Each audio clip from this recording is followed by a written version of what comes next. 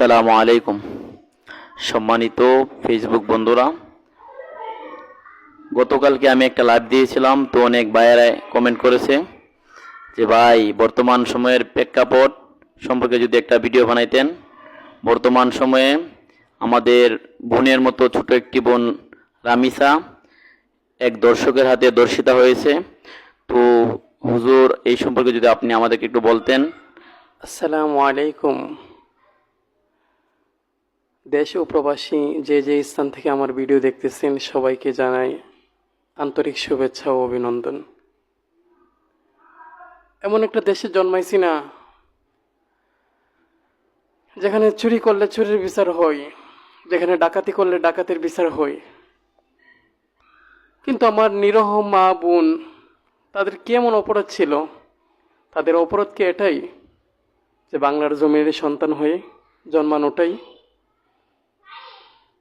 ছোট পিচ্ছি পিচ্ছি বাচ্চারা, যারা অবুঝ, যারা দুনিয়া কি জিনিস, হায় হেসাদ কি জিনিস, এগুলো বুঝতেই পারে না। আজ বাংলার জমিনের এই প্রান্ত ওই প্রান্ত যেদিকে তাকাই, ওই ছোট শিশু বোনদের আর্তনাদ শুনতে পাই, তাদের কান্না মাখা শব্দ শুনতে পাই, আওয়াজ শুনতে পাই। হায় আফসোস, এমন একটা দেশে জন্মাইছি,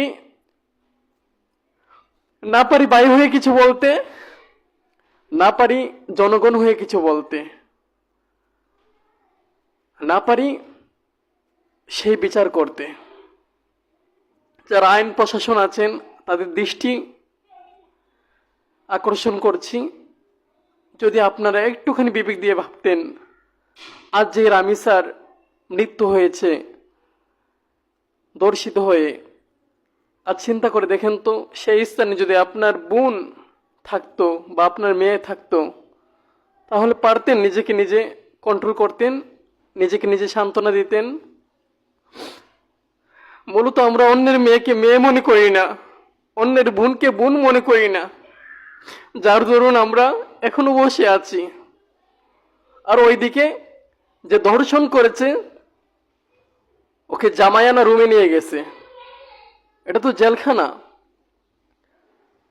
সে আমার বোন, ছোট বাচ্চা শিশু, ওকে দর্শন করে দুনিয়া থেকে বিদায় জানাইছে।